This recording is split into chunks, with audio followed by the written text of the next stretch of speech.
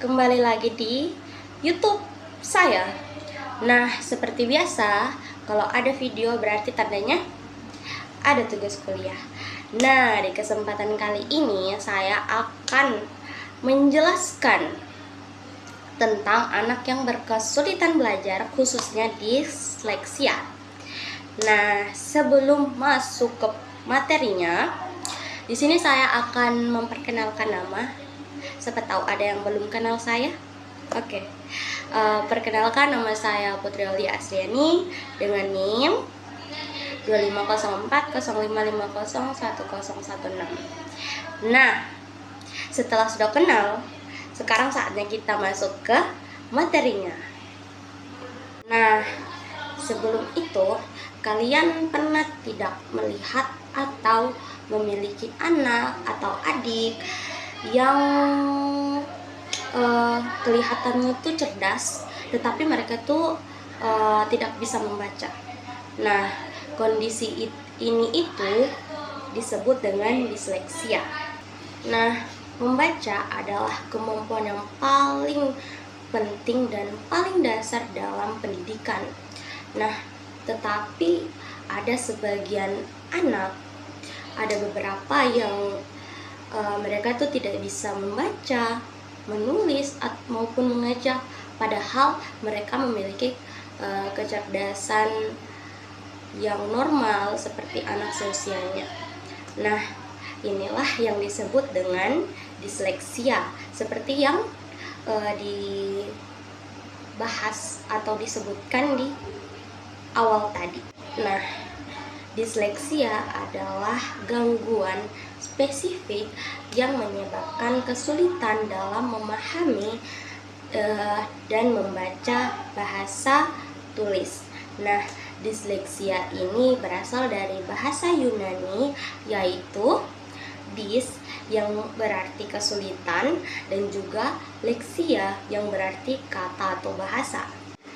Nah, disleksia pertama kali dilaporkan oleh dokter yang bernama Pringle Morgan pada tahun 1896. Nah, beliau menemukan anak yang cerdas tetapi tidak bisa membaca. Nah, ia menyebutkan bahwa kondisi ini itu adalah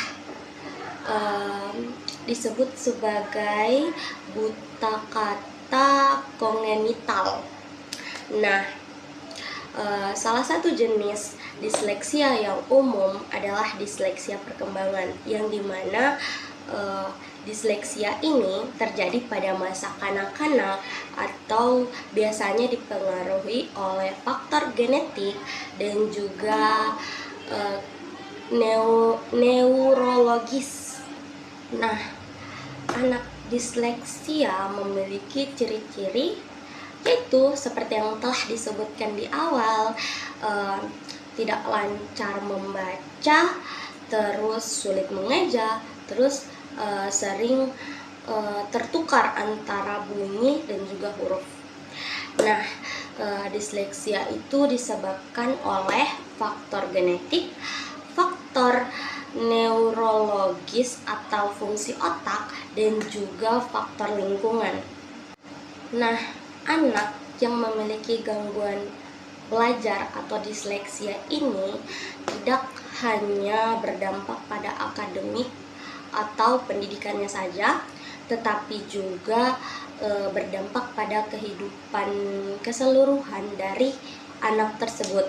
Nah, anak ini tuh bisa merasa frustasi karena kesulitan dalam belajar dan dapat menurunkan tingkat kepercayaan diri anak tersebut.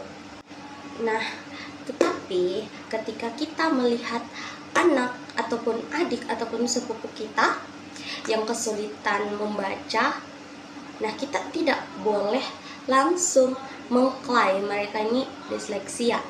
Nah, diagnosis disleksia ini dilakukan oleh tenaga profesional saja atau guru pendidikan khusus. Nah, prosesnya itu tidaklah mudah, bisa dilakukan tes membaca, menulis, serta kemampuan bahasa. Kenapa tidak mudah? Karena menurut DSM, yaitu diagnosis ini diberikan jika kesulitan membaca itu berlangsung minimal 6 bulan. Nah, setelah anak didiagnosis disleksia, mereka bisa ditangani melalui pembelajaran yang khusus dan terstruktur. Nah, selain itu diperlukan juga kerjasama antara orang tua, guru, dan tenaga profesional. Nah, di Indonesia sendiri penanganan ini juga didukung melalui sistem pendidikan sekarang, yaitu pendidikan inklusif. Nah, dari penjelasan saya yang panjang kali lebar tadi, kesimpulannya adalah disleksia adalah gangguan belajar yang mempengaruhi kemampuan membaca. Nah, tetapi tidak dengan tingkat kecerdasannya. Dengan penanganan yang tepat, anak bisa berkembang secara optimal. Nah, segitu saja penjelasan saya. Karena berhubung sudahlah tadi kesimpulannya, maka berakhirlah sudah video saya. Terima kasih sudah mendengarkan dengan seksama. Semoga penjelasan saya bisa diterima dengan baik, bisa dimengerti, dan apabila ada kurang mohon ditambahkan. Terima kasih sudah nonton sampai akhir. Assalamualaikum warahmatullahi wabarakatuh. Dadah.